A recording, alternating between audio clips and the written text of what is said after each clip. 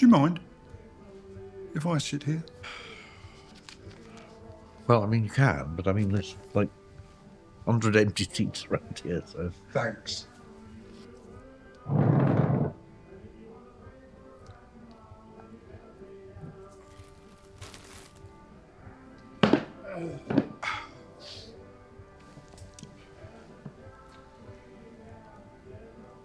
haven't got a light, have you? Pardon? Light? You haven't got a light? You know, cigarette lighter? Look, I just, want to have my quick drink, read the newspaper, so, sorry. Okay. Sorry about that. Have you got a light then? No, I don't. Sorry. I'll just have a sit down then. My feet are killing me. Right. They would be though. No shoes, you see. I'll definitely do it.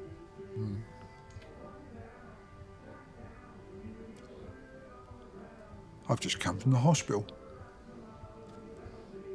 Hospital? Yeah, the hospital. Patient? Pardon?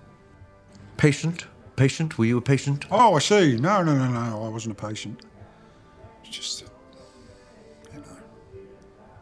things lately have been a bit, difficult. You should go and, go and get yourself a drink, warm yourself up. That'd be nice. I'll have a scotch if you don't mind. I didn't mean that I was going to go and buy. Double then. Thank you. I'm obliged. Right then.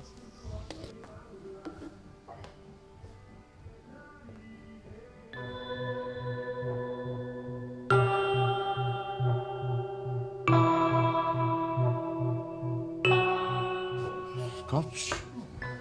Well, good health. Yep. Yours too.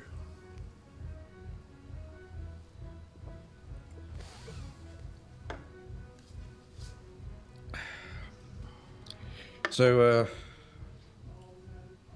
why did you go to the hospital? Oh, I went to see my wife. She's a patient there. I went to see her. What's left of her anyway. Oh, terribly sorry.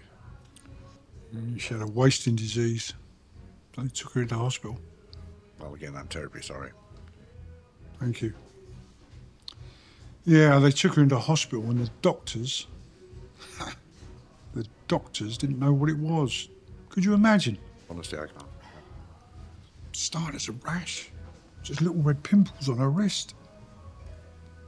We've just come back from holiday. She must have caught it there. Ah, you went on holiday, so somewhere exotic? I mean, tropical? Devon. Oh, I could kill for a cigarette. Anyway, they gave her all these creams and ointments and all of that, but none of it did any good, really. And all the time, this thing just spread up her arm. It was awful and so fast. It was more than a rash by now. It was more like a growth. After a couple of days, they said they were going to cut it off. Well, cut the rash off. That's what I thought. No, the whole arm. Begged them. I said, surely there's something you can do, something you can try, They said to me, if they didn't cut it off, it would just keep spreading, and they didn't know any other way to stop it. And then who knows what might happen. In the end, I agreed. I said they could do the operation. I kept asking them what it was, the rash. They said they didn't know. That's awful.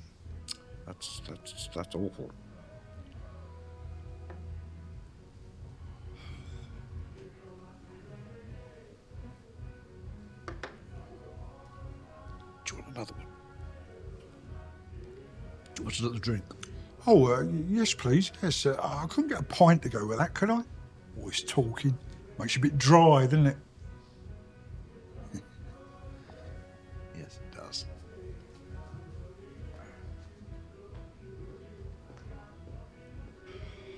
Well, hello again. What can I get you, love? Could I have 2 more double scotches, and I think I'll have... I'll just have 2 pints of lager. Right, Thanks. He's not being a problem, is he? No, he's fine. Why has he got no shoes on? He's just come from hospital, apparently. Where is the hospital? Which one? Well, nearest one to here. Oh, that's the Royal. A couple of mile away. Oh, Royal. Why? No, I was just wondering. Is he, you know, a bit wrong? Is it wrong? No, I didn't think so. Well, he wants to get some shoes on. He's going to stand on something and end up needing a tetanus. I'm sure it'll be fine, thank you. Well, I had to have a tetanus. Oh, well, why is that? Sister bit me. Gives you lockjaw or something. Germs everywhere. Want some crisp? I won't.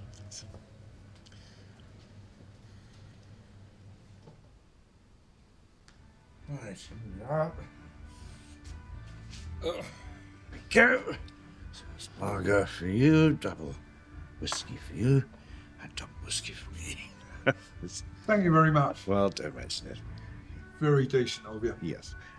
Cheers.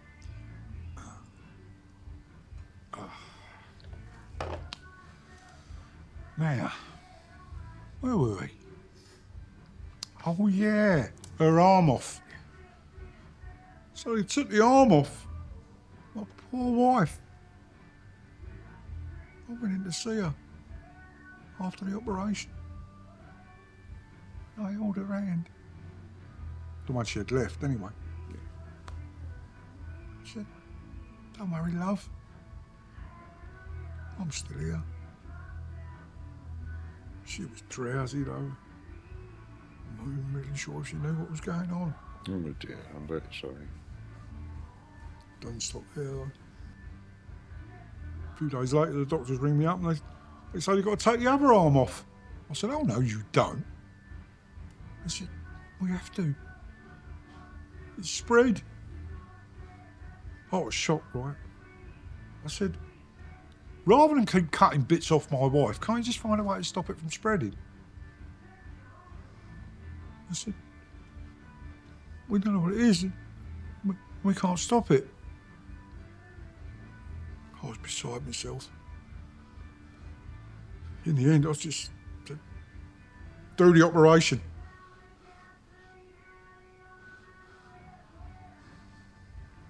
I went in to see my wife. I put my hands on her shoulders. I said, "Don't worry, love. I've got two arms. Two arms to hold you. Two arms will be enough for both of us."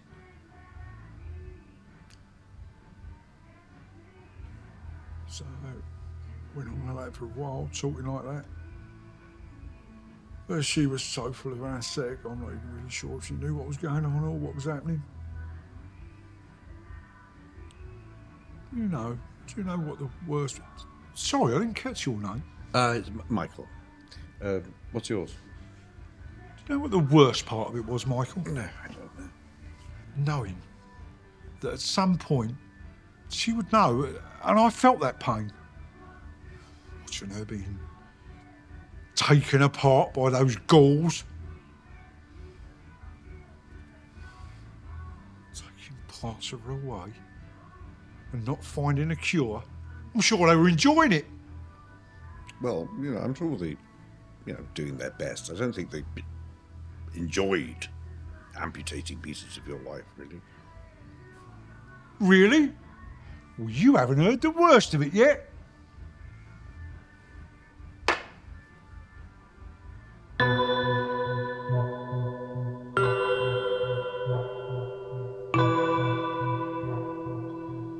Oh, God. Balls.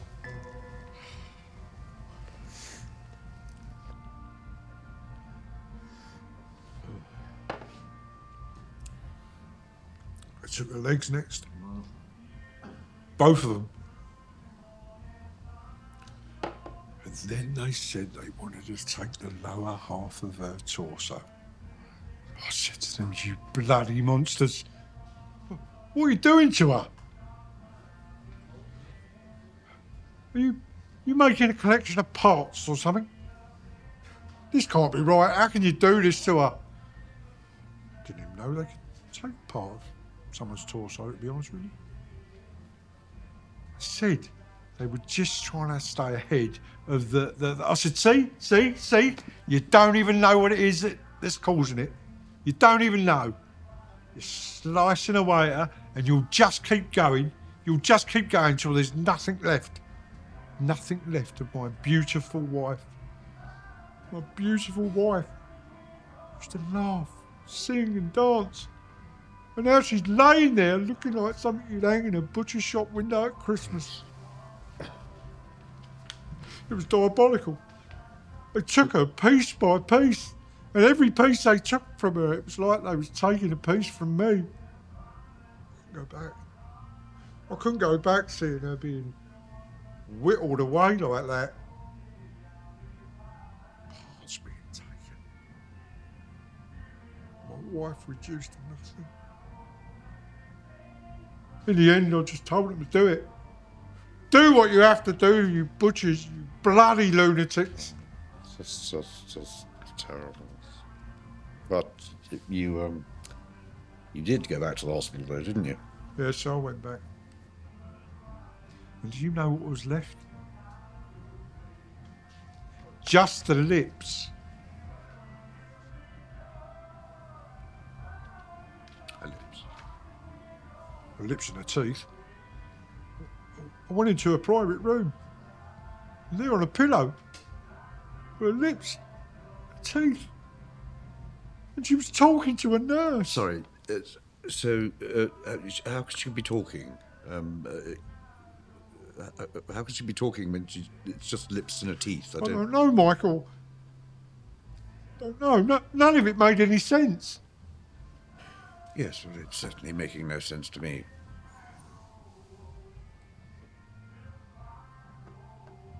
I don't know. I don't know what was happening, but when I walked into that room, my wife was there. But just her lips and teeth. The nurse saw me walk in, and she said she'd lead me to it. I was in a bit of a state, obviously. And my wife said, "Hello, darling." I just knew it was her. Can you imagine that? I just felt like I was going mad. What am I telling you? Yes, she was. And it was her. She seemed quite bright, funnily enough. You know, I always used to do that. She'd always brighten up a room. I'm sorry. I'm sorry. Look, I'm just having trouble believing this. I mean, she was bright enough, but she was just lips and teeth. I'm not lying to you, Michael. I'm not mental. No, I'm not saying you're mental. I'm just saying, you know, in life sometimes things are very stressful and they just pile up and get on top of you. That's all. I told her she looked beautiful. Her lips and teeth, anyway, still beautiful. I leaned in to kiss her. She said, "No, love.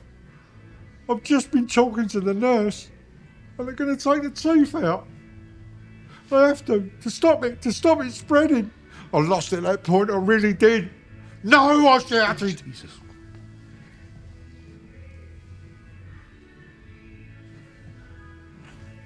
"No," I shouted.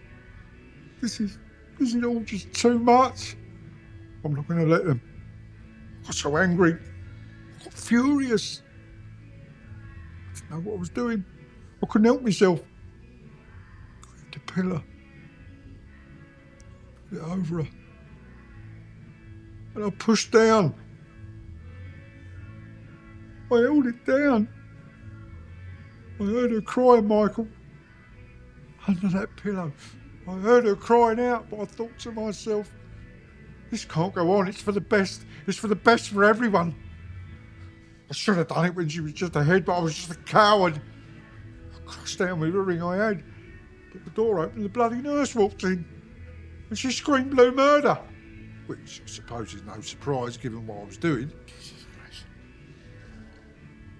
Next thing I know, I'm being dragged down the hall by some security bastards. I got 3 of them. I think I bit one of them and I ran away. You bit him? I was desperate, mind you. What, you actually bit him? I just kept running. Although I calmed down and I went back to the hospital. I sneaked in, I had a plan, you see, to rescue her. What was left of her, she could spend whatever time she had left with me. Because I knew that thing would just keep spreading it until there was nothing left. The least I could do was just let her spend the last few hours with someone she loves and someone that loves her. I wanted to take her somewhere nice, somewhere comforting, somewhere where we could talk. I just wanted to make her last few hours as normal as I could, as normal as they could be, you know, considering. So I took my shoes and socks off and I put them in a cupboard so I wouldn't make a noise when I went to rescue her. Exactly, Michael. That explains the shoes. Oh. So I tiptoed down the corridor and went into her room. There she was, just lying on her pillow, a pair of lips, so alone, so small. She looked so lost. Picked her up, wrapped her in a hanky, and popped her into a bag. That's when I heard someone outside the door. So I made my way out the window. I couldn't get caught there.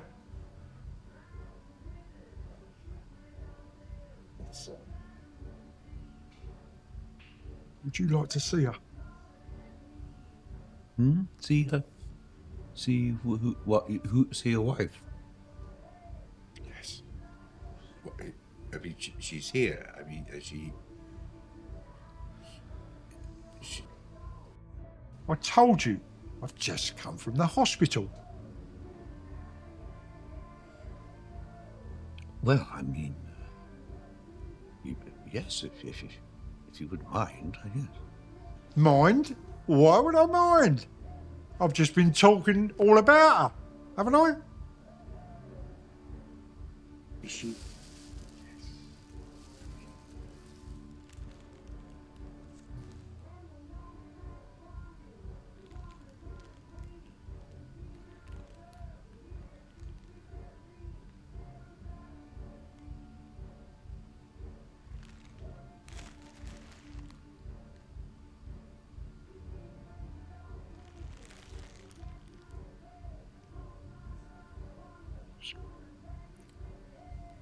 Is she in? Sleeping.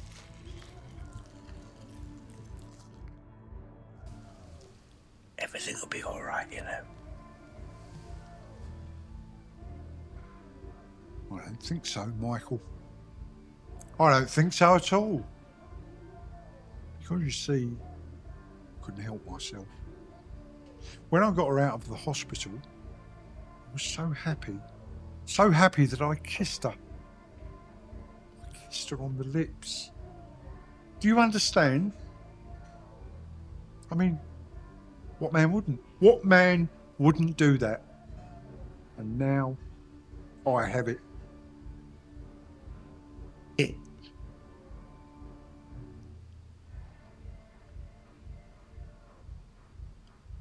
Oh, God. Yep, I have it. The same thing will happen to me and I'll disappear to nothing.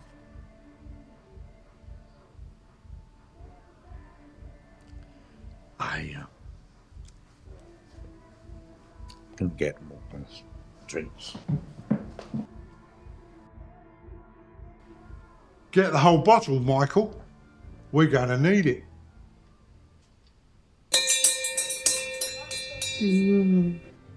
I'm going to go. You take her. What? No. Look after her. This is your wife.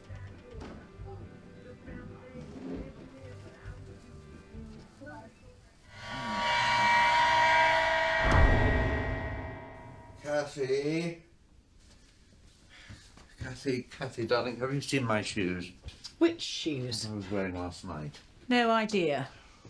Where did you leave them? Well, I don't know. Otherwise, I'd know where they were, wouldn't I? You were at that social club again, weren't you? It's on the way home from work. She's not on the way back at all. The dog's on the way back. And the King's Head as well. I don't know why you go to that place. But I like it, all right? Oh. I gave that man my bloody shoes. Gave who your shoes? What did you get up to? Look, there was a man in the pub last night and he didn't have any shoes, so So you got pissed with him and gave him your shoes? Yes, I suppose I must have done, yes. Christ, my head is banging. Well, of course it is. Do you want some breakfast? Oh, God, no. No, I couldn't cope with that now. But you go ahead, don't wait for me. I won't. Oh, right. I had mine earlier. Okay. Where'd you get those tomatoes from? What? Those tomatoes. Sun-dried tomatoes that you left in the fridge. In the Tupperware box. There were only 2. Did you bring them back from something you had when you were out?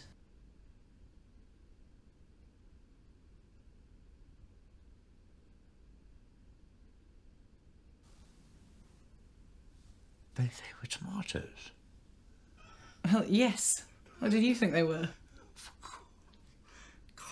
So they're tomatoes.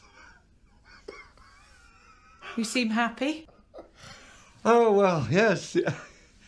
Yes, I'm just remembering something very funny said to me in the pub last night. Yeah, it doesn't matter. Well, when you do remember where you got them from, don't bother bringing them back again. What, why? I think they're a bit off or something. Off? What do you mean, off? Tasted a bit funny. A bit like figs or something meaty. Do you want a fresh brew?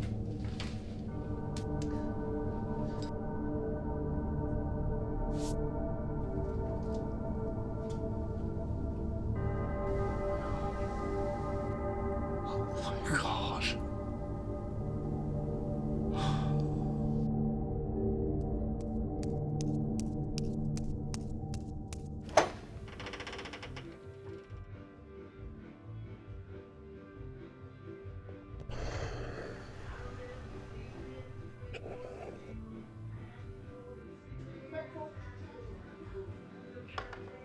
What? You've got her here. I don't understand. Is that her ashes? Not quite.